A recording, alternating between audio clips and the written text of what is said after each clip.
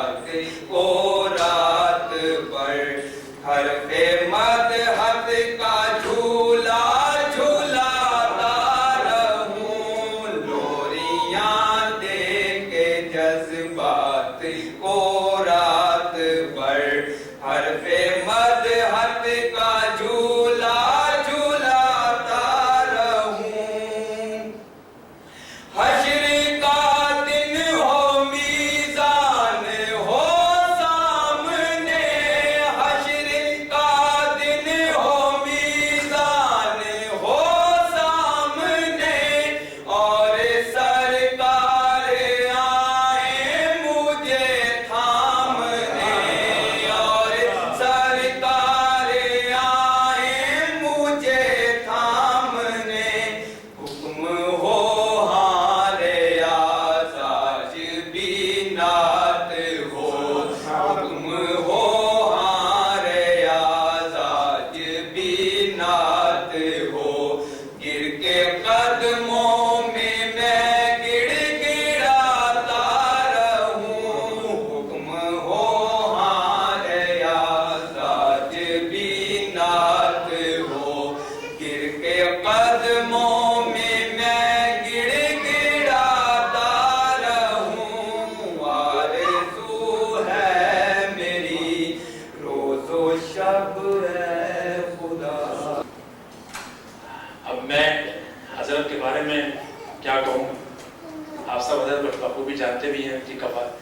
کی ٹیپس وغیرہ audio video آپ لوگ سنتے بھی ہیں.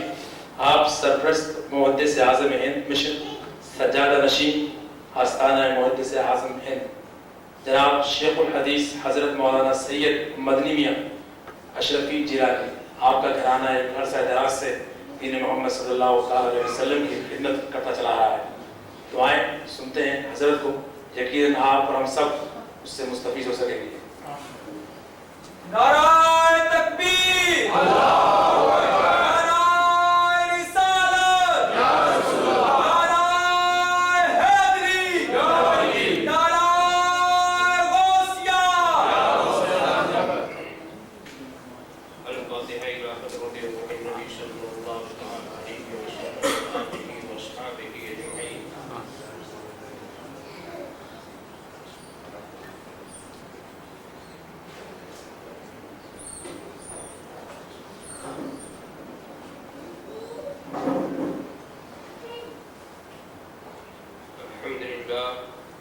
الحمد لله الذي قال في شان حبيبه الكريم عليه التحية والتسليم. إن الله وملائكته يصلون على النبي يا أيها الذين آمنوا صلوا عليه وسلموا تسليما. اللهم صل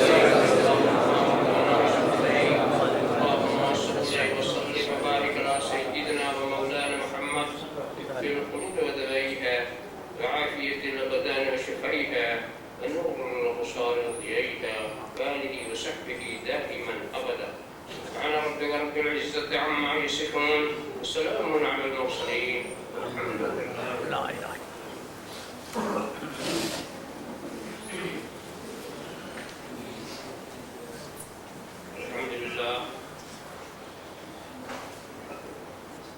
الحمد لله الذي يفتعل الأفلاك والأرضين والصلاة والسلام على من كان نبي وآدم بين الماء والطين وعلى آله وأصحابه أجمعين برحمتك يا أرحم الراحمين. أما بعد، أعوذ بالله من الشيطان الرجيم. بسم الله الرحمن الرحيم. قال إن كنتم تحبون الله فاتبعوني يحببكم الله. صدق الله مولانا العظيم وصدق رسوله النبي الكريم ونحن على ذلك لمن الشاهدين والشاكرين والحمد لله رب العالمين. بارك الله لنا ولكم في القرآن العظيم ونفعنا وإياكم بالآيات والذكر الحكيم إنه تعالى جواد كريم ملك بر رؤوف رحيم.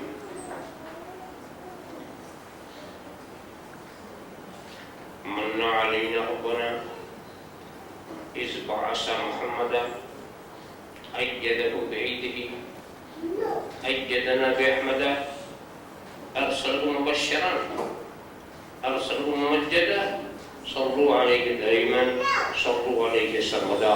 اللهم صل على سيدنا مولانا محمد وعلى مولانا محمد كما تحب وترضى تصلي عليه.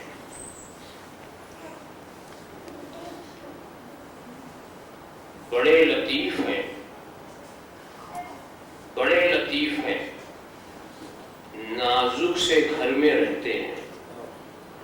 بڑے لطیف ہیں، بڑے لطیف ہیں، نازک سے گھر میں رہتے ہیں. میرے حضور میری چشمے تر میں رہتے ہیں. بڑے لطیف ہیں، نازک سے گھر میں رہتے ہیں. میرے حضور میری چشمے تر میں رہتے ہیں. ہمارے دل میں، ہمارے جگر میں رہتے ہیں. ہمارے دل میں، ہمارے جگر میں رہتے ہیں. انہی کے گھر ہیں یہ، وہ اپنے گھر میں رہتے ہیں. انہی کے گھر ہیں یہ، وہ اپنے گھر میں رہتے ہیں. یہ واقعہ ہے، یہ واقعہ لباس بشر بھی دھوکا ہے.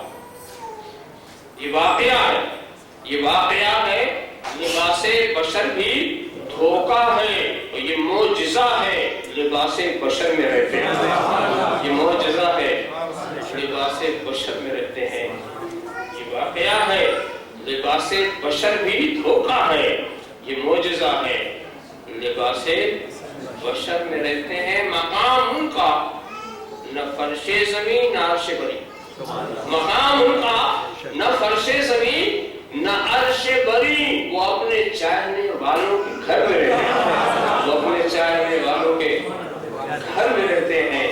مقام ان کا نہ فرش زمین نہ عرش بری، وہ اپنے چاہنے والوں کے گھر میں رہتے ہیں. یقین والے کہاں سے چلے کہاں پہنچے، یقین والے کہاں سے چلے کہاں پہنچے. اور جو اہل شک ہیں اگر میں مگر میں رہتے ہیں، جو اہل شک ہیں اگر میں مگر میں رہتے ہیں. یقین والے کہاں سے چلے کہاں پہنچے، یقین والے کہاں سے چلے کہاں پہنچے. جو اہل شک ہیں اگر میں مگر میں رہتے ہیں. ملائکہ بھی عقیدت سے دیکھتے ہیں انہیں، ملائکہ بھی عقیدت سے دیکھتے ہیں انہیں. جو خوش نصیب نبی کے نگر میں رہتے ہیں، جو خوش نصیب نبی کے نگر میں رہتے ہیں، ملائکہ بھی عقیدت سے دیکھتے ہیں انہیں.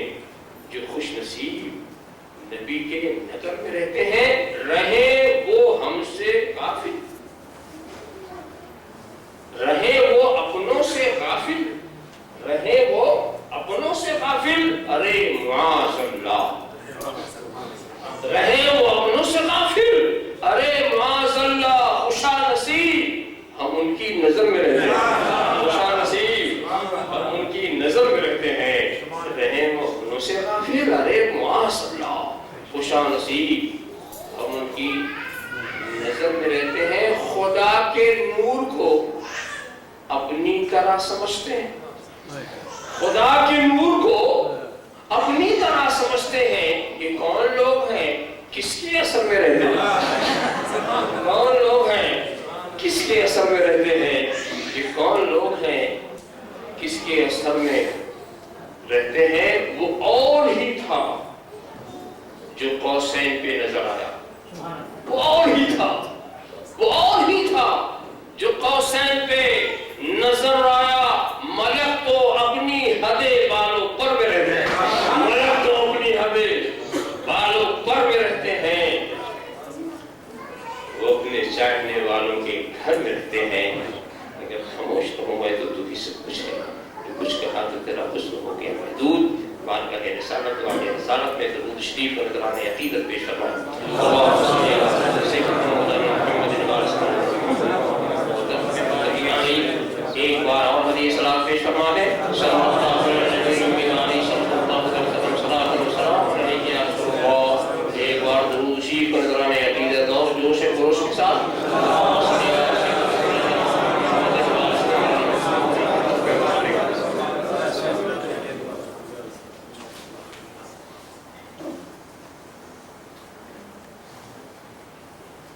دعویٰ کرنے والے پہلے بھی تھے، آج بھی ہیں اور کل بھی رہیں گے. کسی چیز کا دعویٰ کرنا اتنا آسان ہے کہ پاگل بھی دعویٰ کرتا ہے. جیسا چاہے آپ دعویٰ کرتے ہیں. اور پاگلوں کا تو انداز آپ جانتے ہیں کہ پاگل اپنے سوا سب کو پاگل سمجھتا ہے.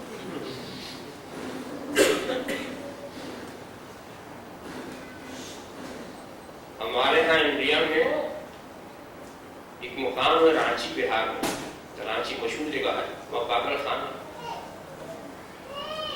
پنڈت جواہر لال نہرو وہاں گئے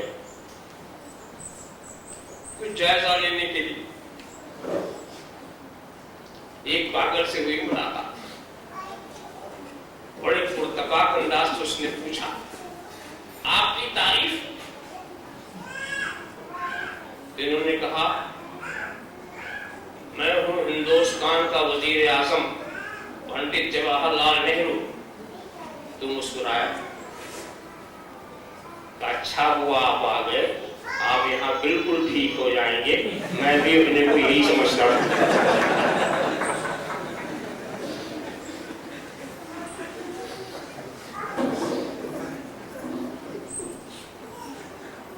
تو دعویٰ اتنا آسان ہے، جو چاہے دعویٰ کرے، مگر جس طرح دعویٰ بہت آسان چیز ہے، دلیل دینا مشکل.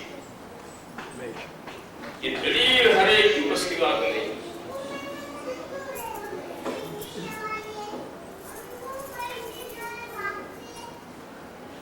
عہد رسالت میں کچھ دعویٰ کرنے والوں نے دعویٰ کیا، عجیب و غریب دعویٰ. نصرانیوں کا دعویٰ، یہودیوں کا دعویٰ. نحن ابناء اللہ واحباؤہ، ہم ہیں خدا کے بیٹے، ہم ہیں خدا کے چاہنے والے. ایک ہی فقرے میں دو دعوے، ایک تو یہ کہ ہم ہیں خدا کے بیٹے، دوسرا دعویٰ ہم ہیں خدا کے چاہنے والے. اب اسلام ان سے ان کے دعوے کی دلیل مانگتا،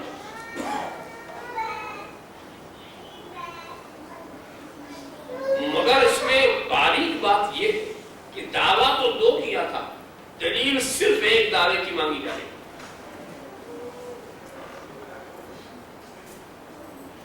دعویٰ یہ ہے کہ ہم خدا کے بیٹے، اس کی دلیل نہیں مانگی جائے. یہ دلیل دو کہ تم خدا کے بیٹے ہو. کیوں؟ دلیل اس دعوے کی مانگی جاتی ہے جو ممکن بھی ہو.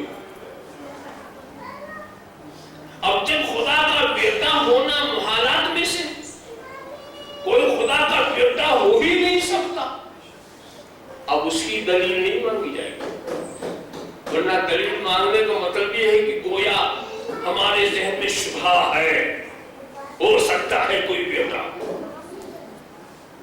تو خدا کا بیٹا ہونا یہ محالات خیرت میں سے، یہ عقلاً محال ہے.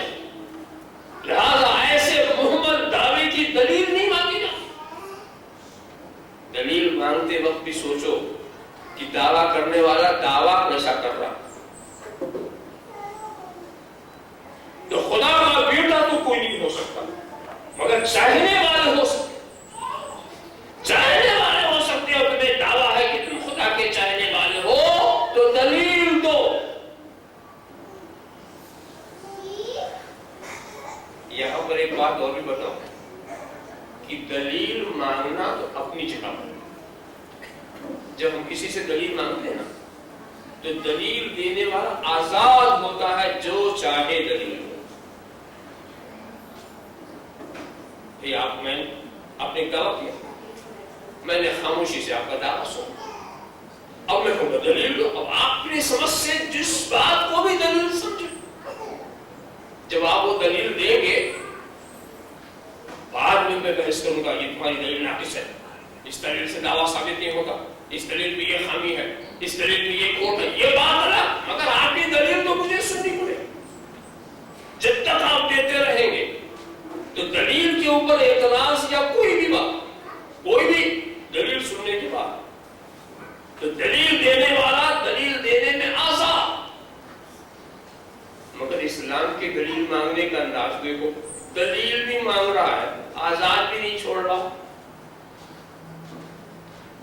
خدا کی محبت کا دعویٰ کرنے والوں دلیل دو، مگر ایسی ویسی دلیل ہم نہیں سنیں گے. اس لیے کہ خدا کی محبت کی ایک ہی دلیل ہے. خدا کی محبت کی دلیل صرف ایک ہے.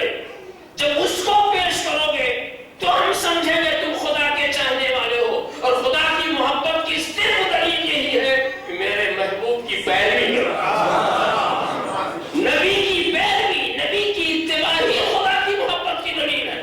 تو نبی کی اتباع کو دلیل میں پیش کرو. دوسری بات سننے کو ہم تیار نہیں. بات مکمل ہو گئی نا؟ مگر دوستو، میں تھوڑی دیر آپ کے ذہن کو دوسری طرف لے جاؤں گا کہ دیکھو محبت کا تعلق جذبات سے. آپ نے تو کہہ دیا کہ وہ آپ کی مناسب دلیل نہیں دے سکا تو وہ جھوٹا ہے، وہ محبت نہیں کرتا. محبت کا تعلق جذبات سے. محبت نام ہے دل کے جھکاؤ، محبت نام ہے طبیعت کے میدان کا. تو اگر کوئی شخص یہ کہتا کہ مجھے فلاں سے محبت ہے، ٹھیک ہے، وہ ٹھکانے کی دلیل نہیں پیش کر پا رہا ہے، مگر ہمیں کیا حق ہے کہ ہم اس کی محبت کا انکار کریں؟ جذبے کا انکار. ارے بھی وہ اپنے انداز میں ناقص بات صحیح، مگر یہ کہہ تو سکتا ہے نا کہ دیکھو اگر ہمیں خدا سے محبت نہ ہوتی تو خدا تک پہنچنے کے لیے ہم راستہ کیوں تلاش کرتے؟ خدا تک پہنچنے کے لیے کبھی ہم نے پہاڑوں کی منت و سماجت کی، خدا تک پہنچنے کے لیے ہم نے چاند و سورج کی پرستش کی، خدا تک پہنچنے کے لیے ہم نے ستاروں کی خوشامد کی، خدا تک پہنچنے کے لیے ہم جانوروں کے آگے جھکے، دریاؤں کی منت و سماجت کی. خدا تک پہنچنے کے لیے جو یہ راستے ہم تلاش کر رہے ہیں، یہ راستے پہنچائیں نہ پہنچائیں یہ بات ایک الگ ہے، مگر ہماری تلاش بتا رہی ہے کہ ہمیں جانے کی خواہش ہے، ہمیں دل میں محبت ہے. یہ محبت ہی ہے جو مظاہر قدرت کی پرستش کرا رہی ہے. تو اگر ہم کہتے ہیں کہ ہمیں خدا سے محبت ہے، یہ جذبہ ہے، آپ کو ہمارے جذبے کے انکار کا حق کیا؟ میں اور اس بات کو واضح کروں تو بہت واضح ہو جائے گا. دو شخص آپ کے شہر سے حج کے ارادے سے چلے، حج کا جذبہ لے کے چلے، دو شخص لے کے چلے، حج کا جذبہ لے کر چلے، آپ نے ان کو رخصت کر دیا. اب ایک شخص نے یہ سوچا کہ ساری دنیا کا طریقہ یہ ہے کہ ہوائی جہاز سے پرواز کرتے ہیں، جدہ جا کے اتر جاتے ہیں، ایک طریقہ یہ ہے. اور اس دوسرے نے سوچا کیا ضرورت ہے ان باتوں کو، ان تکلفات کو اختیار کرنے کی؟ چلو یہ سمندر کا ایک کنارہ ادھر لگا ہوا ہے، دوسرا کنارہ جدے سے لگا ہوا، کیوں نہ چھلانگ لگا کے تیر کے ہم پہنچ جائیں گے. تو دوسرے نے فیصلہ یہ کیا کہ سمندر میں چھلانگ لگا کے تیر کے ہم پہنچ جائیں گے. ایک نے یہ فیصلہ کیا نہیں ہوائی جہاز سے ہمیں جانا ہے. تو آپ یہ تو کہہ سکتے ہیں کہ چھلانگ لگانے والا نہیں پہنچے گا، وہ ہلاک ہو جائے گا، اور جو عام طریقے سے جاتا ہے وہ پہنچ جائے گا. یہ تو آپ کہہ سکتے ہیں، مگر یہ کیسے کہہ سکتے ہیں کہ اسے حج کا جذبہ نہیں تھا؟ یہ کیسے کہہ سکتے ہیں کہ اسے حج کا جذبہ ہی نہیں تھا؟ کسی جذبے نے تو اسے ہلاک کر دیا. یہی جذبہ تو سمندر میں چھلانگ لگانے کا باعث بن گیا. تو آپ یہ تو کہہ سکتے ہیں کہ اس طرح سے جانے سے تو نہیں پہنچے گا، ہلاک ہو جائے گا، مگر یہ کیسے کہہ سکتے ہیں کہ اس کے دل میں محبت نہیں ہے، جذبہ نہیں؟ دوستو، اسلام بہت حقیقت پسند واقع ہوا. اسلام کسی کے جذبے کا انکار نہیں کرتا، بلکہ اسلام یہ پوچھنا چاہتا ہے کہ اے خدا سے محبت کا دعویٰ کرنے والوں، بتاؤ تم خدا سے کو کیوں چاہتے ہو؟ کوئی بات چھوٹی ہو یا بڑی بے مقصد نہیں ہوتی. ارے یہ پانی جو لوگ پیتے ہیں اس کا بھی ایک مقصد ہے، کم سے کم یہی کہ پیاس بجھ جائے. اگر یقین ہو کہ کتنا بھی ہم پانی پیئیں گے پیاس نہیں بجھے گا، کوئی پانی پیے گا؟ چھوٹی سی بڑی بات، تو خدا سے کیوں محبت کرتا؟ ہمیں تیری محبت کا انکار ہے، مگر مجھے یہ بتا کہ خدا سے تو محبت کرتا کیوں ہو؟ اس سوال کا جواب اب جس کا جیسا بھی تصور آخرت، کچھ لوگوں کا تصور آخرت مکمل ہے وہ مکمل جواب دیں گے، کچھ لوگوں کا ناقص ہے وہ ناقص جواب دیں گے. کچھ یہ کہیں گے ہم خدا سے محبت اس لیے کرتے ہیں کہ تاکہ ہمیں آخرت کی بھلائی ملے، جنت کی بہاریں ملے، جہنم سے چھٹکارا ملے، دین و دنیا کی صلاح و فلاح ملے، یہاں کی فیروز مندی ملے، وہاں کی خوش بختی ملے، مغفرت ملے، نجات ملے. اپنے اپنے انداز میں ہر شخص جواب دے گا. تو اب اسلام یہ کہنا سنو، ایک طرفہ محبت سے کام نہیں چلے گا. تم خدا کو مغفرت نہیں ہو سکتی. تم خدا کو کتنا بھی چاہو تمہاری نجات نہیں ہو سکتی. تم خدا کو کتنا بھی چاہو جنت کی بہاریں تمہیں نہیں مل سکتی. تم خدا کو کتنا بھی چاہو مگر جہنم سے چھٹکارا تمہیں نہیں مل سکتا. ایک طرفہ محبت سے کام نہیں چلے گا. کام اس وقت چلے گا کہ تم خدا کو چاہو, خدا تم کو چاہے. تم خدا سے راضی ہو جاؤ, خدا تم سے راضی ہو جائے. تم خدا سے خوش ہو جاؤ, خدا تم سے خوش ہو جائے. جب دو طرفہ محبت ہوگی تب جا کر کے مغفرت ملے گی, تب جا کر نجات ملے گی, تب جا کر دین و دنیا کی صلاح فلاح ملے گی. خدا تم کو چاہے. ارے بھائی بندہ اپنے خالق کو نہیں چاہے گا تو کرے گا کیا؟ رزق اس کا کھاتے ہو اس کو نہیں چاہو گے, اس نے تمہیں پیدا کیا اس کو نہیں چاہو گے, وہ تمہارا رب ہے اسے نہیں چاہو گے. یہ کمال نہیں ہے کہ بندہ خدا کو چاہتا ہے, کمال یہ ہے خدا بندے کو چاہتا ہے. بندہ اس مقام پر اپنے کو پہنچا دے کہ خدا خود چاہے. کمال کی بات یہ تو دو طرفہ محبت چاہیے. خدا تمہیں چاہے تم خدا کو چاہو. اب یہ کیسے ملے گی کہ ہم خدا کو چاہیں اور خدا ہمیں چاہے؟ اب اسلام نے کہا قَالْ إِن كُنتُمْ تُحِبُّونَ اللَّهَ فَاتَّبِعُونِي يُحْبِبْكُمُ اللَّهُ. اب کہہ دو کہ خدا سے محبت کا دعویٰ ہے, میری پیروی کرو, خدا تمہیں محبوب بنا لے گا. خدا تمہیں محبوب بنا لے گا. خدا کا محبوب بننا ہے تو میرے پاس آؤ, میرے قریب آ جاؤ, میری پیروی کرو.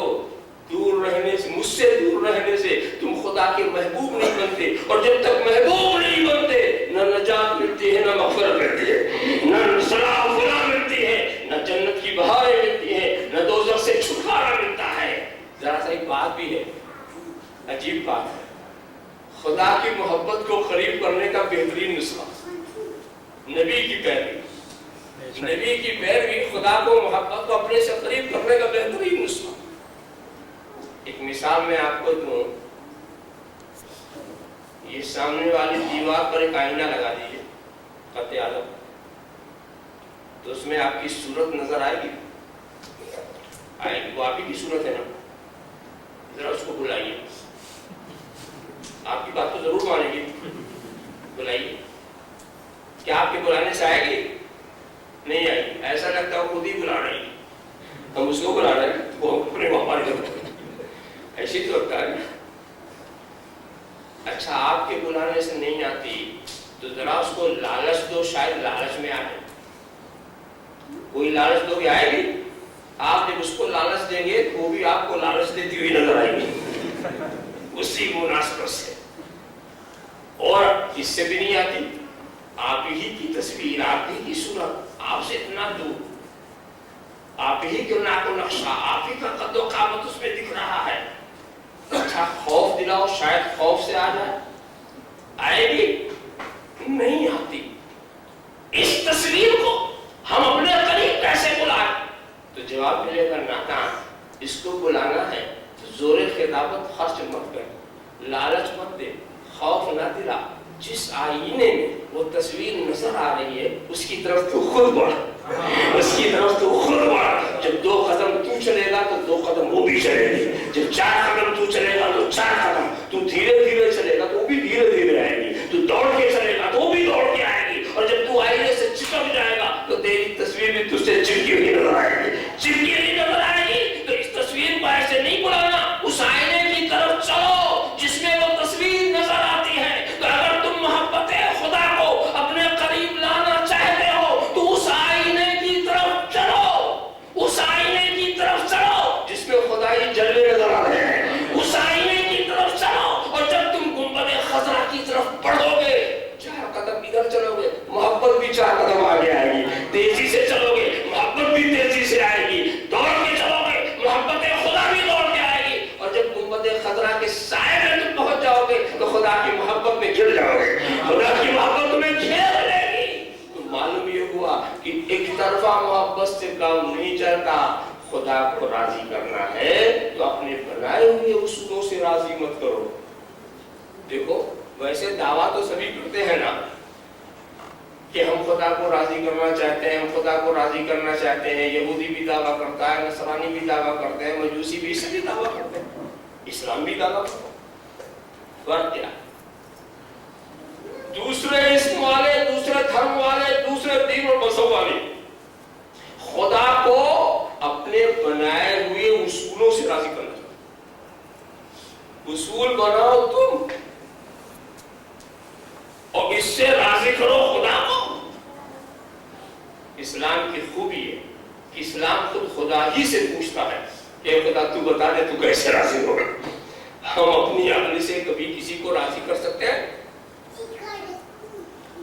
اپنی سمجھ سے ہم کسی کو راضی کر سکتے ہیں؟ ارے بے خدا کو راضی کرنا تو بہت بڑی بات ہے، بندے کو راضی نہیں کر سکتے. کوئی بندے کو بھی ہم اپنے بنائے ہوئے پروگرام سے راضی نہیں کر سکتے. ارے اس کی ایک مثال دو سمجھانے کے لیے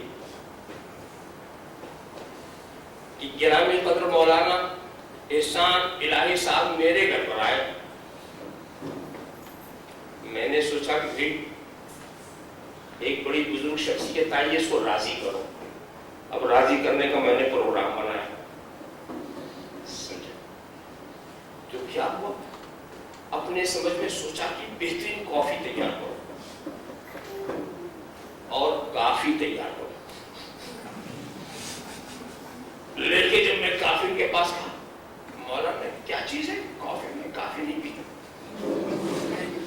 اب میں لے کے واپس کہا بہترین چائے تیار کرو. جو چائے تیار جب مولانا کے پاس پہنچا، نہیں میں تو چائے کھاتی نہیں.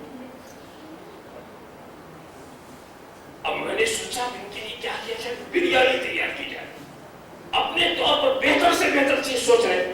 اور مولانا ہردار کہتے ہیں کہ اس کا میرا میرا اس کا متحمل نہیں ہے، طبیعت میری صحیح نہیں ہے، یہ نہیں وہ نہیں نہیں نہیں کہتے چلے جا. میں اپنی بنائے ہوئے پروگرام سے ان کو راضی کرنا چاہتا ہوں. وہ ایک لقمہ بھی قبول کرنے کو تیار نہیں، ایک گھونٹ بھی پینے کو تیار نہیں. اتنے میں نے دیکھا کیا کہ یہ ہمارے یوسف صاحب کھڑے ہو کر کے مولانا کے کان میں کچھ کہا. انہوں نے ان سے کچھ کہا، وہ چلے گئے. پھر وہ کچھ لے کر آئے، مولانا کو دیا، آپ نے نوش فرمانا شروع کر دیا.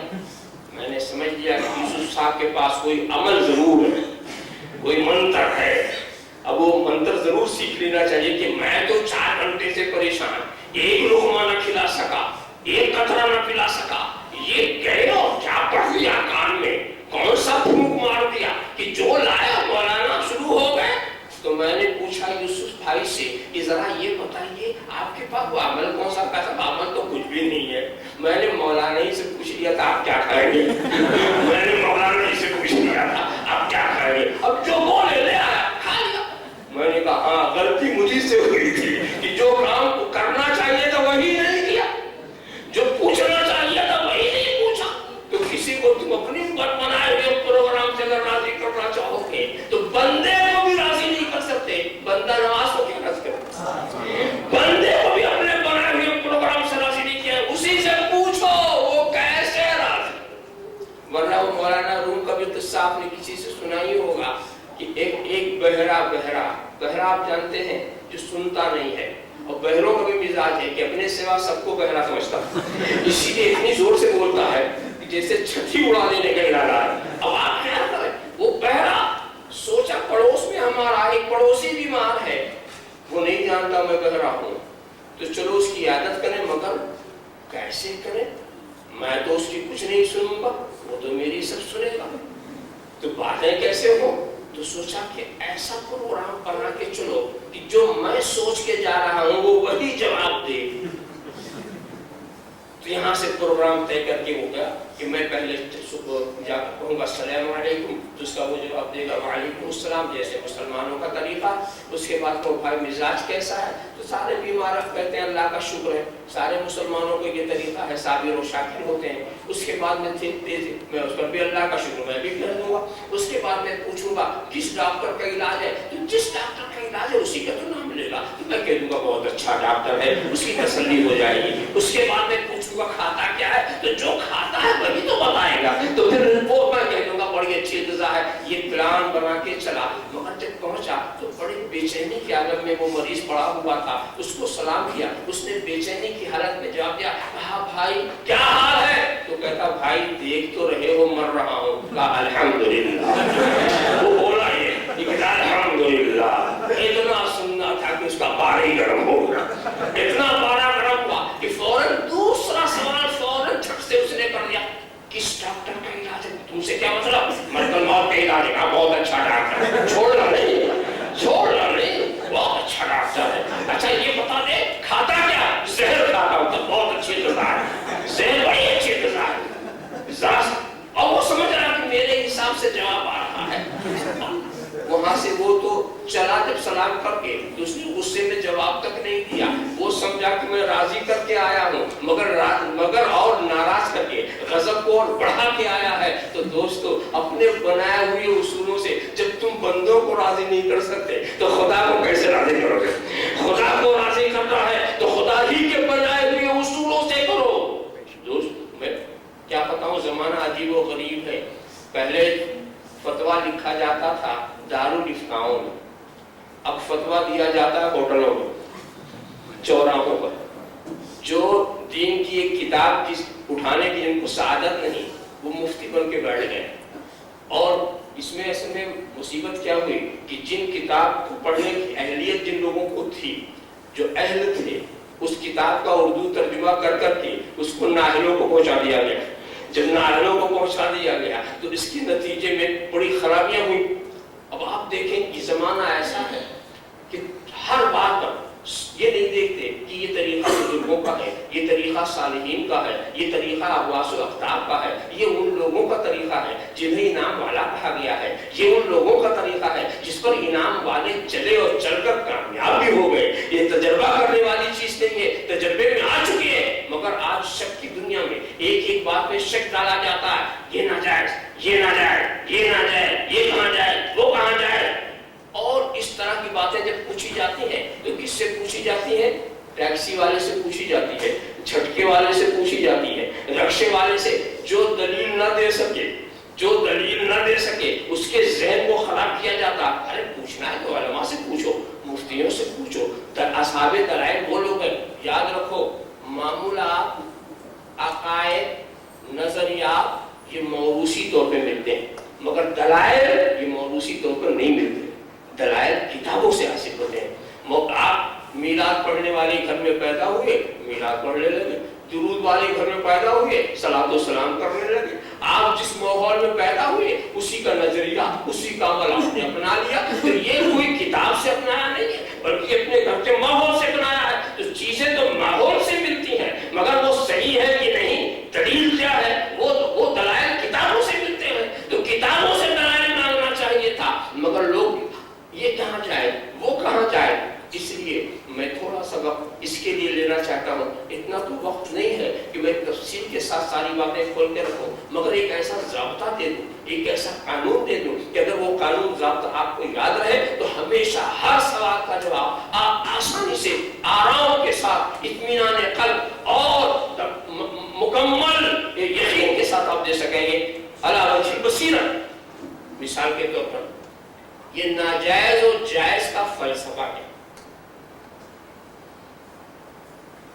تو پہلے میں آپ سے یہ پوچھنا چاہتا ہوں، اور ایک بات ترتیب سے ذہن میں رکھیے گا. اگر کوئی ایک حصہ آپ نے نکال دیا تو اگلی بات آپ کی سمجھنے میں نہیں آئی. پہلی بات سوال کیا ہے، سوال کی اہمیت پر غور کریں. سوال یہ ہے کہ اسلام کے آنے کا بنیادی مقصد کیا ہے.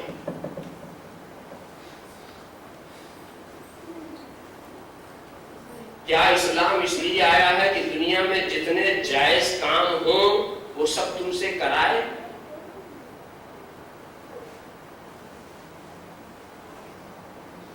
یاد رکھیے، صاف لفظوں میں عرض کرتا ہوں، اسلام اس لیے نہیں آیا کہ دنیا میں جتنے جائز کام ہیں وہ سب تم سے کرائے.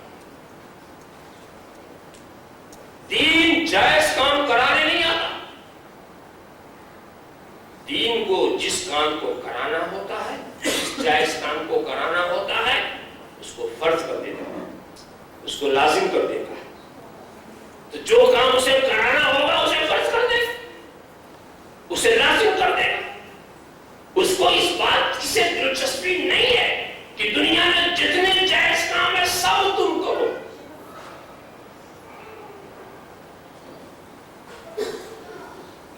ہلکی سی مثال عرض کروں، روٹی کھانا جائز، حلال کمائی سے جو روٹی آپ نے حاصل کی تو اس کا کھانا جائز، اگر زندگی بھر روٹی نہ کھاؤ تو نہ قبر میں پوچھا جائے گا نہ حشر میں تو نے روٹی کیوں نہیں کری، جو میں نے جائز کیا تھا تو نے کھایا کیوں نہیں۔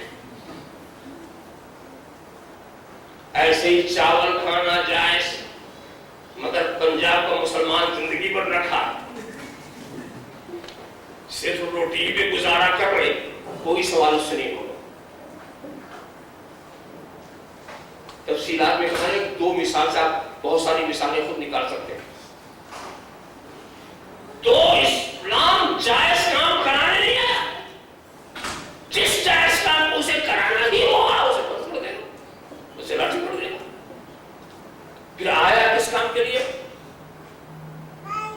آیا ہے ہر ناجائز سے بچانے کے لیے۔ دین جائز کرانے نہیں آتا، ناجائز سے بچانے آتا، چاہے چھوٹا ناجائز ہو چاہے بڑا ناجائز۔ دین کا کام ہے کہ تمہیں ناجائز سے بچائے، یہ بنیادی۔ اب سوال یہ ہے کہ ناجائز کیا ہے؟ ناجائز سے بچانا دین کا کام، تو ناجائز کیا ہے؟ اس کا بہت آسان انداز میں آپ کو سمجھاؤں گا۔ جو خدا کو ناپسند وہ ناجائز، بہت ہلکے انداز۔ زیادہ ناپسند تو بڑا ناجائز، کم ناپسند تو کم ناجائز۔ تو چاہے اس کو حرام کو چاہے مکروہ کو، جتنی ناپسندیدگی کا جو معیار وہی ہو۔ اب دیکھا، جو زیادہ ناپسند وہ بڑا ناجائز، جو کم ناپسند وہ چھوٹا ناجائز۔ تو جو ناجائز، جو خدا کو ناپسند، اب یہ پتا کیسے چلے کہ خدا کو کیا ناپسند؟ ترتیب سے چلیے۔ ہے کوئی ایسی چیز آپ کے پاس جو خدا کی ناپسند کو بتا دے؟ خدا کی ناپسند کو تو آپ بعد میں بتائیں، پہلے یہ بتائیں مجھے کیا ناپسند ہے۔ میں تو آپ کے سامنے بیٹھا ہوں، جب میری ناپسند بتانے سے آپ کی عقل قاصر ہے، خدا کی ناپسند، تو اب خدا ہی کی بارگاہ میں حاضری دے۔ یہ خدا، تو نے ہمیں دیکھنے کے لیے آنکھ دیا، سننے کے لیے کان دیا، چکھنے کے لیے زبان دیا، سوچنے کے لیے دماغ دیا، یہ سارے حواس تمہیں دیے،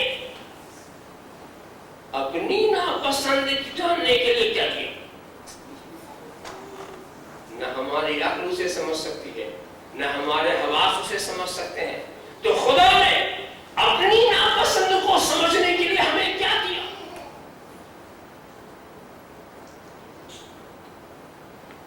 کچھ تعجب نہیں کہ یہ جواب آپ کی سمجھ میں آئے۔ اے بندے، ہم نے تجھے دیکھنے کے لیے آنکھ دیا، سونگھنے کے لیے ناک دیا، سننے کے لیے کان دیا، چکھنے کے لیے زبان دیا، سوچنے کے لیے دماغ دیا، چلنے پھرنے کے لیے ہاتھ پیر دیا، اور اپنی ناپسند سمجھنے کے لیے نبی دیا۔ خدا کی ناپسند جاننے کا واحد ذریعہ نبی۔ خدا کی ناپسند ایک ایسا غیب ہے جس غیب کا علم نبی کے ذریعہ ہوتا ہے۔ یہاں پر ایک اشارہ کرتا جاؤ، کچھ لوگوں کا خیال ہے کہ نبی کو غیب کا علم نہیں، تو ایسے لوگوں سے آپ پوچھو کہ جب نبی کو غیب کا علم ہی نہیں تو نبی کو آنے کی ضرورت کیا؟ آنے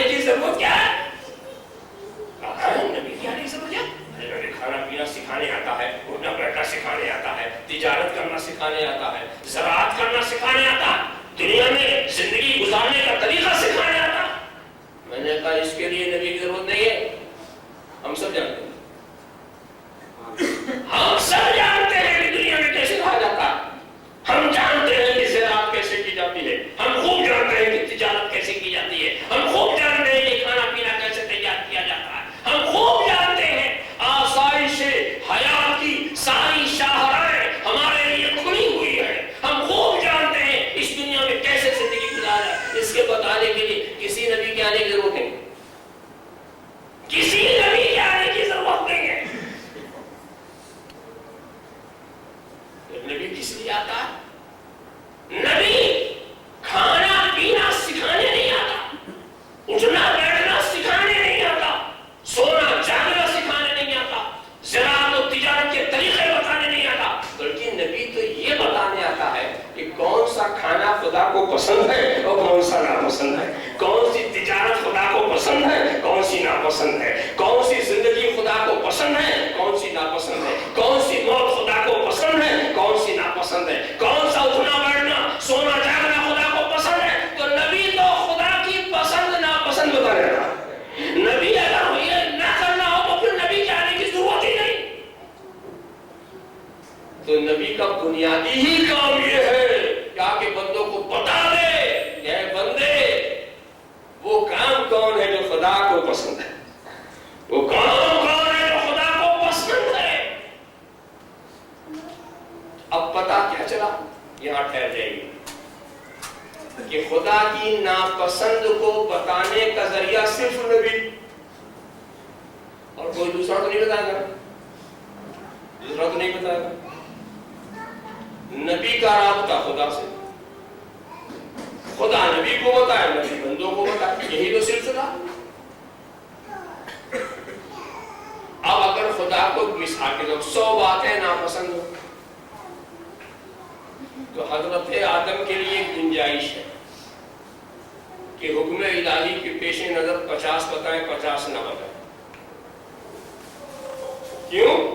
وہ جانتے ہیں کہ آگے نوح آنے والے، جو میں چھوڑوں گا وہ پورا کروں. حضرت نوح آئے، انہوں نے لسٹ کچھ اور لمبی کر دی، کچھ چھوڑ دیا. کیوں؟ آگے حضرت ابراہیم آنے والے، جو رہ گیا وہ پورا کرو. انہوں نے کچھ بتایا کچھ چھوڑ دیا. کیوں؟ ابھی کلیم آنے والے، جو بات ہے وہ پورا کرے. انہوں نے کچھ چھوڑا، خدا کی بات ناپسند باتیں. آگے مسیح آنے والے، جو کمی ہے وہ پوری کر دیں گے. اور حضرت مسیح نے اگر کچھ باتوں کو چھوڑا، انہیں بھی پورا اطمینان ہے آگے آخری نبی آنے والا ہے. اب جو باتیں ہوں گی وہاں مکمل ہو جائیں گی. مگر دوستو کہ ہمارے نبی کے لیے گنجائش نہیں، پہلے رسولوں کے لیے گنجائش تھی کہ حکم الہی کے پیش نظر خدا کی بعض ناپسند کو بتائیں اور حالات کے لحاظ سے بعض ناپسند کے بارے میں خاموش رہیں. مگر آخری نبی کے لیے گنجائش نہیں ہے. اب قیامت تک جو باتیں خدا کو ناپسند ہیں، نبی کے فریضہ نبوت میں ہے کہ اس کو واضح کر کے بتا جائے، اس کو واضح کر کے بتا جائے. اور اگر انہوں نے 99 بتایا ایک چھوڑ دیا، 99 بات تو بتا دی اور ایک چھوڑ دیا، تو اس ایک کو بتانے کے لیے کون نبی آئے؟ اب جو نبوت کا دروازہ بند ہو چکا ہے. دین کی تکمیل کا معنی یہی ہے کہ خدا کو جتنی باتیں ناپسند تھیں، نبی کریم نے سب کو بتا دیا. خدا کی ناپسند باتوں کی لسٹ بن چکی. یہ لسٹ صرف نبی بناتا ہے، غیر نبی نہیں بناتا. جو خدا کو ناپسند وہ ناجائز، تو ناجائز کی لسٹ بن گئی نا. اور کتنا آسان نسخہ بھی ہوتا ہے. آسان نسخہ یہ ہوتا ہے، جائز کی تفصیل نہیں پیش کی جاتی، ناجائز کی پیش کی جاتی. جس سے روکنا اور جس سے روکنا نہیں ہے اس کے ذکر کی ضرورت. مثال کے طور پر یہ ناجائز، یہ ناجائز، یہ ناجائز، یہ ناجائز، یہ ناجائز، بقیہ سب جائز. تو بقیہ سب جائز جملہ تو مختصر تھا مگر اس بقیہ کی لسٹ جو ہے اتنی لمبی ہو رہی ہے، اتنی بقیہ کی لسٹ ہو رہی ہے. کیا مطلب کہ جس بات کو خدا نے ناجائز نہیں کہا، جس بات کو رسول نے ناجائز نہیں کہا، اب بندہ کیوں ناجائز کہتا؟ نہ خدا سے بھول ہوئی ہے نہ رسول سے. ایسا نہیں کہ صاحب وہ بھول گئے اب میں پورا کروں. تو دین تم مکمل کر رہے ہو یا نبی نے کر دی؟ دین کی تکمیل یہاں ہو رہی ہے، نبی نے کر دی. تو لسٹ بن گئی. اب جب لسٹ بن گئی تو دنیا میں جتنی نئی نئی باتیں ہو رہی ہیں آپ پوچھو میں جواب دیتا جاؤں. جتنی بھی نئی نئی باتیں، مثال کے طور پر آپ یہ پوچھیں کہ حضور کے زمانے میں قرآن کریم کے اوپر کوئی اعراب نہیں لگا تھا، زبر زیر نہیں تھا، رکوع کے ساتھ تقسیم نہیں تھی، پاروں کا کوئی نام نہیں تھا، یہ سب بعد میں ہوا ہے، کیا ایسا کرنا جائز؟ تو ہم نے پوچھا کہ رسول کے زمانے میں تو ایسا نہیں ہوا، کیا رسول نے ایسا کرنے سے روکا؟ پر نہیں روکا. تو جب رسول نے نہیں روکا تو کیوں روکا؟ جو کام نبی نے نہیں کیا وہ تو کیوں کر رہا ہے؟ جب نبی نے نہیں روکا تو ناجائز کی لسٹ میں نہیں، جائز. آپ اور اس طرح کا سوال کریں کہ مسجدوں کے اندر جو یہ گنبد و مینار بنتے ہیں بڑی شاندار، اس کے اندر جو محراب بنتی ہے اس کے اندر جو خلا ہو، یہ نبی کے زمانے میں نہیں تھا. نہ یہ گنبد، نہ یہ مینار، نہ یہ ڈیکوریشن، نہ یہ لائٹنگ، نہ یہ نظم و ضبط. اور مسجدوں کا جو انتظام آپ کرتے ہیں، یہ متولی صاحب ہیں، یہ ٹرسٹی صاحب ہیں، یہ صدر صاحب ہیں، یہ سیکریٹری صاحب ہیں، یہ ممبر صاحب ہیں. کبھی بھی مسجدوں کا نظام حضور کے زمانے میں ایسا نہیں تھا، صحابہ کے زمانے میں ایسا نہیں تھا، تابعین کے زمانے میں ایسا نہیں تھا. اور دین کے درس و تدریس کا جو ایک انداز، اس طرح سے بیٹھتے ہیں، اس طرح سے مائک لگاتے ہیں، اس طرح سے دین کی باتیں ہوتی ہیں، یہ بھی تو اس زمانے میں کبھی نہیں تھا. اب آپ سوچتے چلے جائیں کہ اس زمانے میں یہ بھی نہیں تھا، وہ بھی نہیں تھا، کیا یہ جائے؟ تو ہم کہیں گے بھائی نہیں تو تھا، مگر رسول عالم اللہ جو ہے عالم الغیب و شہادہ ہے، قیامت کا کیا ہونے والا ہے وہ سب جانتا ہے. رسول کو عالم و خبیر اس نے بنایا ہے، قیامت تک کیا ہونے والا ہے وہ سب جانتے ہیں. نہ خدا نے روکا، نہ تجھے تو نہ رسول نے روکا. جناب کو روکنے کو کیوں پڑ گئی ہے؟ اگر بھول ہوئی، کیا خدا بھول گیا تھا؟ کیا رسول بھول گئے تھے؟ اس بات کو ناجائز کہنا تھا، نہیں کہہ سکے. معلوم یہ ہوا کہ جب اس ناجائز کی لسٹ میں نہیں ہے تو جائز. کسی چیز کے بارے میں یہ جو لوگ کہتے ہیں نا کہ کہاں جائز کہاں جائز، یہ دھوکا، یہ سوال غلط. صحیح سوال یہ کہاں ناجائز. اس لیے کہ جائز کی لسٹ بنی تو ہے ناجائز کی لسٹ. تو یہ کہاں جائز یہ سوال ہی غلط، بلکہ یہ بتاؤ کہاں ناجائز، دکھاؤ کہاں ناجائز، یہ دکھانا. میں اس سلسلے میں ایک بڑی علمی بات آپ کے پاس ہوں. رکنے کے لیے دلیل چاہیے، کرنے کے لیے نہیں. رکنے کے لیے دلیل چاہیے، کوئی روکنے والا چاہیے، کرنے کے لیے نہیں. کیا مطلب؟ دیکھو حضور کے زمانے میں بھی شروع میں لوگ شراب پیتے تھے کہ نہیں؟ کیا نبی نے کہا تھا شراب پیو؟ کیا خدا نے کہا تھا کہ شراب پیو ان سے؟ اور وہ پی رہے تھے، پہلے سے پیتے چلے آ رہے تھے، پی رہے تھے. تو پینے کے لیے اجازت نہیں مانگی، پیتے رہے. جب حرمت کی آیت آ گئی تو روکنے کے لیے دلیل چاہیے، کرنے کے لیے نہیں کہ پہلے اجازت ملے تب کر. حرمت کی آیت آ گئی، پہلے جوا کھیلتے رہے. اس سرکار نے تھوڑی کہا تھا جوا کھیل. حرمت کی آیت آ گئی، رک کر. پہلے دو بہنوں کا نکاح ایک ساتھ کرتے رہے. حرمت کی آیت آ گئی، رک کر. پہلے سود لیتے رہے. حرمت کی آیت آ گئی، رک کر. معلوم ہوا کہ رکنے کے لیے دلیل چاہیے، کرنے کے لیے نہیں. روکنے والے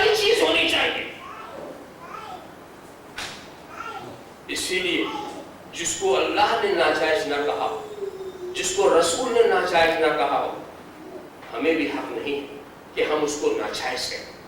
اللہ نے تو فیصلہ کر دیا جو حلال، جس کو اللہ نے حلال کیا وہ حلال ہے، جسے حرام کیا وہ حرام ہے، اور جس کے بارے میں وہ خاموش ہو گیا ہے، نہ حلال فرمایا نہ حرام، وہ کیا؟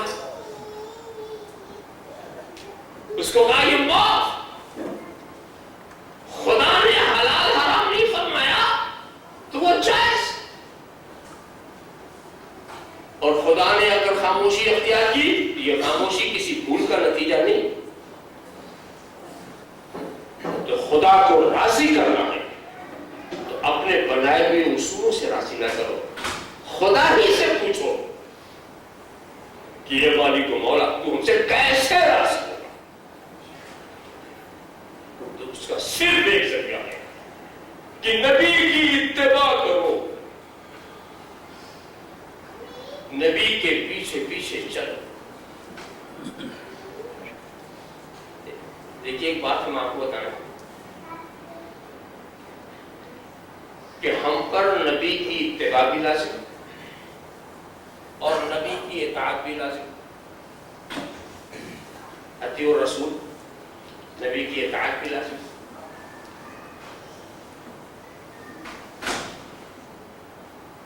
مگر اتباع اور اطاعت میں تھوڑا سا فرق ہے. اطاعت 3 قسم کی ہوتی ہے اور اتباع کی ایک ہی قسم ہوتی ہے. اتباع کہتے ہیں نقل افعال. کوئی چیز ہماری پسند آئی آپ کو، آپ نے کر لیا، تو جب تک پسند آئے گی نہیں آپ نقل کریں گے. اور اطاعت کسے کہتے ہیں؟ حکم کی تعمیل. میں نے کوئی حکم دیا آپ اس کی تعمیل کر لیں، یہ ہے اطاعت. مگر حکم کی تعمیل کبھی لالچ میں کی جاتی ہے. کوئی لالچ ہے کسی سے، یہ کرو گے تو تمہیں یہ پیسے ملیں گے، لالچ میں پیروی کرو. اور کبھی حکم کی تعمیل خوف سے کی جاتی ہے، نہیں مانو گے ڈنڈے پڑیں گے. ہمارے انڈیا میں جب ایمرجنسی کا دور آیا تھا نا، ایسا لوگ اطاعت کر رہے تھے جسے نافرمان کوئی ہے ہی نہیں، خوف سے. مگر ہمارا خدا یہ چاہتا ہے کہ میرے محبوب کو لالچ میں مت مانو، خوف سے مت مانو، محبت سے مانو.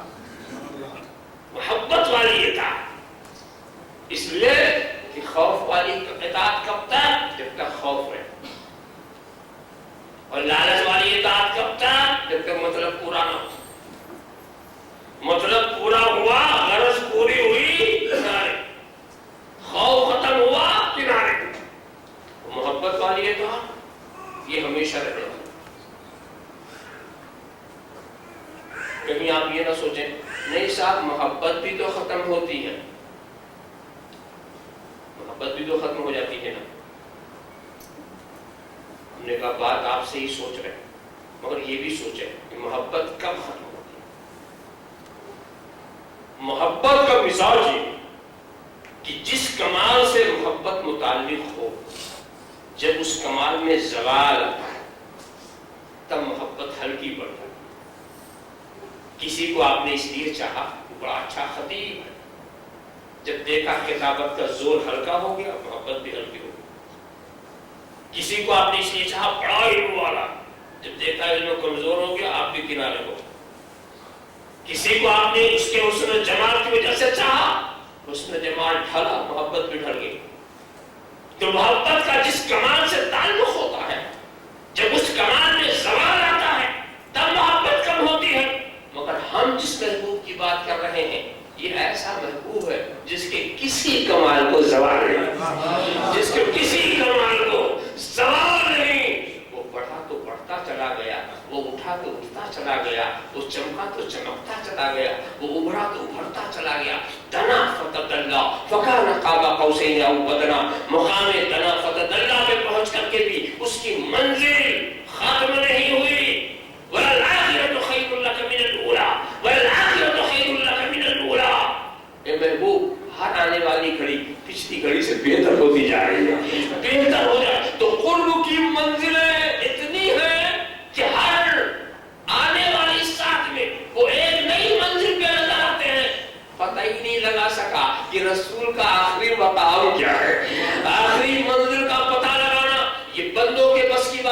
ہے یہ تو وہی خدا جانے جو منزلوں کی سیر کرا رہا ہے، جو وہی جانے۔ ارے بھائی سیدھی سی بات میں آپ سے پوچھ لوں، میں نے کتنے گھنٹے تقریر کیا؟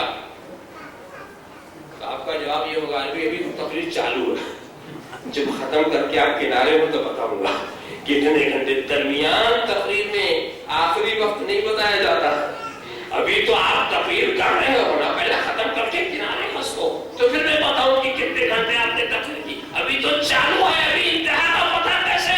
تو دوستو میرے محبوب تو ابھی چل ہی رہے ہیں، سفر کر ہی رہے ہیں، اور جب سفر چالو ہے تو آخری منزل کا پتہ کیسے چلے؟ آخری منزل کا پتہ چلنے کا سوال ہی نہیں پیدا ہوتا۔ وَلَلْآخِرَةُ خَيْرٌ لَكَ مِنَ الْأُولَىٰ، یہی ایک ایسا محبوب ہے جس کے کسی کمال کو زوال نہیں، کسی کمال، اسی لیے جس نے بھی اس سے محبت وابستہ کر لی اس سے سب کچھ لے لیا گیا، حب رسول نہیں لیا جا سکا۔ پتھروں کے نیچے دبایا گیا، ریت پہ گھسیٹا گیا، بھوکا پیاسا کیا گیا، جلا وطن کیا گیا، وطن کو چھین لیا، محبت نہ چھین سکے، بال بچوں کو چھین لیا، محبت نہ چھین سکے، قبیلہ چھین لیا، محبت نہ چھین سکے۔ رسول اس کا چاہنے والا جب رسول سے سچی محبت وابستہ کر لیتا ہے ساری دنیا چھوڑ دیتا ہے، محبت نہیں چھوڑتا، محبت نہیں چھوڑتا۔ یہ میرے رسول کے کمال کا کمال، یہ کمال کا کمال ہے کہ جو وابستہ ہو جائے پھر اسے کہیں سکون نہیں، اسے کہیں چین نہیں ملے گا، ملے گا تو دامن رسول ہی ملے گا۔ اور ایک چیز اور چلتے چلتے میں بتا دوں، وقت کی قلت کا بھی مجھے لحاظ ہے۔ دیکھو ایک ہے اتباع، ایک ہے اطاعت۔ اتباع کہتے ہیں نقل افعال، جو آپ کریں اس کی نقل، یہ ہے اتباع۔ اور اطاعت کہتے ہیں تعمیل حکم، جو ہم حکم دیں اس کو آپ عمل کریں۔ تو اطاعت کا تعلق ہے اقوال سے اور اتباع کا تعلق ہے افعال سے۔ قول مانا جاتا ہے، فعل کی نقل کی جاتی ہے۔ تو نبی کی اتباع بھی لازم، اطاعت بھی لازم، یعنی نبی کے افعال کی نقل کرو، یہ ہے اتباع، اور نبی کے اقوال کی اطاعت کرو، نبی کے اقوال کو مانو، یہ ہے اطاعت۔ تو یہ قیامت تک لازم ہے نا، فاتبعونی، اطیعوا الرسول، قیامت تک نبی کی اتباع بھی، نبی کی اطاعت بھی۔ تو اب ضرورت یہ ہے کہ نبی کے اقوال بھی قیامت تک محفوظ رہیں اور نبی کے افعال بھی محفوظ رہیں۔ اس لیے کہ اگر نبی کا قول محفوظ نہ رہا تو اطاعت کس کی کریں گے، اور نبی کا فعل موجود نہ رہا تو اتباع کس کی کریں گے۔ اقوال بھی موجود، افعال بھی موجود، مگر پریشانی کیا ہے؟ اقوال کو تو کتابوں میں لکھا جا سکتا، مگر آپ کے فعل، آپ کا عمل، یہ تو کتابوں کے صفحات پہ نہیں آ سکتے۔ اقوال کو بخاری، مسلم، ابن ماجہ، ابو داؤد، نسائی، موطا امام مالک، موطا امام محمد، مشکاۃ، حدیث کی کتابوں میں افعال کو جمع کیا جا سکتا، مگر رسول کے افعال کی کتابوں کے اوراق میں نہیں آ سکتا۔ کیا سمجھے؟ کتابوں میں یہ ہے، نبی کے سونے جاگنے کا ذکر ہے، مگر نبی کا سونا جاگنا کی کتابوں میں نہیں۔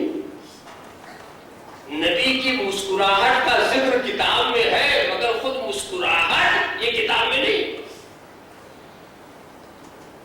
نبی کا چلنے پھرنے کا ذکر ہے، چلنا پھرنا یہ کتابوں میں نہیں ہے۔ تو افعال کتابوں میں نہیں ہوتے، اخبار ہوتے، اور ضرورت ہے کہ نبی کے افعال کو بھی بچایا جائے اور نبی کے اقوال کو بھی بچایا جائے۔ تو قدرت نے انتظام کیا، یہ میرے بندو، میں نے طے کر لیا ہے کہ اپنے محبوب کے اقوال کو بھی بچاؤں گا اور ان کے افعال کو بھی بچاؤں گا۔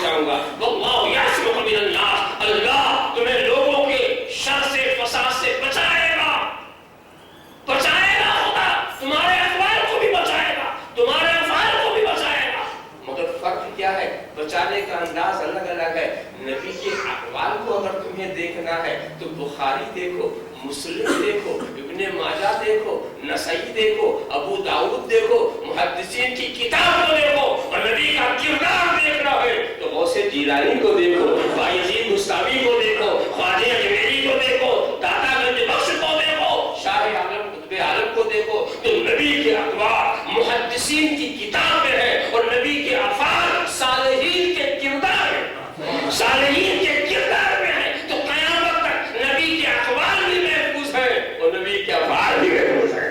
نبی کے افعال کی ہمیں اتباع کرنی ہے اور نبی کے اخبار کی ہمیں اطاعت کرنی ہے۔ خدا نے تو وعدہ ہی کر لیا ہے کہ میں بچاؤں گا۔ ویسے وہ جو آیت کریمہ ہے اس کا شان نزول یہ ہے کہ کچھ صحابہ کرام نبی کے ساتھ چلتے تھے جیسے باڈی گارڈ نہیں چلتے، اپنی محبت پہ نبی نے کسی کو پابندی نہیں لگائی۔ سرکار خیمے میں ہے تو باہر بیٹھے ہوئے ہیں نبی کی حفاظت کے حساب سے، تو اللہ نے مطمئن کیا ہے محبوب اپنے چاہنے والوں سے کہے تو واہ یاسبک من الناس، یہ باڈی گارڈ بن کے نہ چلے گا، اللہ تمہیں بچانے والا، کوئی تمہارا کچھ بگاڑ نہیں سکتا۔ تو یوں تو خیر آیت کا مطلب ہے، مگر لفظوں کا جو عموم ہے، شان نزول تو خاص ہے مگر لفظوں کا عموم یہ دلیل ہے کہ ہر طرح سے بچایا خدا نے۔ دیکھو چلتے چلتے آخری بات عرض کر دوں، نبی کی دو زندگی، ہر نبی، ایک ہے اس کی جسمانی زندگی اور ایک ہے اس کی پیغمبرانہ زندگی۔ ایک ہے جسمانی زندگی، ایک ہے اس کے پیغام کی زندگی۔ تو ایک ہے پیغمبرانہ زندگی، ایک اس کی جسمانی زندگی۔ تو جسمانی زندگی کے لحاظ سے ہر نبی آج بھی ویسے ہی موجود۔ جسمانی زندگی سارے نبیوں کی محفوظ، مگر کسی کے پیغام کی حفاظت کو خدا نے اپنے ذمہ کرم میں نہیں لیا۔ تو سارے نبی جسمانی حیثیت سے تو زندہ، مگر ان کی پیغمبرانہ زندگی نہیں، وہ نہیں بچی، کسی نبی کا پیغام نہیں بچا۔ اور اگر کسی نبی کا کوئی پیغام بچا ہوا آپ دیکھ رہے ہیں تو وہ وہی پیغام ہے جس کو خود ہمارے نبی نے اپنا پیغام بنا لیا۔ جس کو نبی نے اپنا پیغام بنا لیا وہ بچ گیا، اور جس کو نہیں بنایا تو نہیں بچا۔ تو کسی نبی کے پیغام نہیں بچا، پیغمبرانہ زندگی نہیں بچی، مگر یہ اللہ کے رسول کی شان ہے کہ ان کی جسمانی بھی زندگی بچی ہوئی ہے اور پیغمبرانہ زندگی بھی بچی ہوئی ہے۔ قیامت تک ان کے اقوال بھی رہیں گے، ان کے افعال بھی رہیں گے۔ اقوال کی ہم اطاعت کریں گے، افعال کی ہم اتباع کریں گے۔ قُلْ كُنْتُمْ تُحِبُّونَ اللَّهَ فَاتَّبِعُونِي يُحْبِبْكُمُ اللَّهُ۔ اے محبوب تم ان سے کہہ دو یہ محبت کا یہ سوکھا ساکھا دعویٰ نہیں چلے گا، اگر واقعی تم چاہنے والے ہو تو میری پیروی کرو، اللہ تمہیں محبوب بنا لے گا۔ کہ محمد سے وفا تو نے تو ہم تیرے ہیں، یہ جہاں چیز ہے کیا لوح و قلم تیرے ہیں۔ محمد کی محبت دین حق کی شرط اول ہے، اسی میں ہے اگر خامی تو سب کچھ نامکمل ہے۔ محمد کی غلامی ہے سند آزاد ہونے کی، خدا کے دامن توحید میں آباد ہونے کی۔ وآخر دعوانا الحمدللہ رب العالمین۔ اب کھڑے ہو جائیں، صلاۃ و سلام کے نذرانے عقیدت پیش کروائیں۔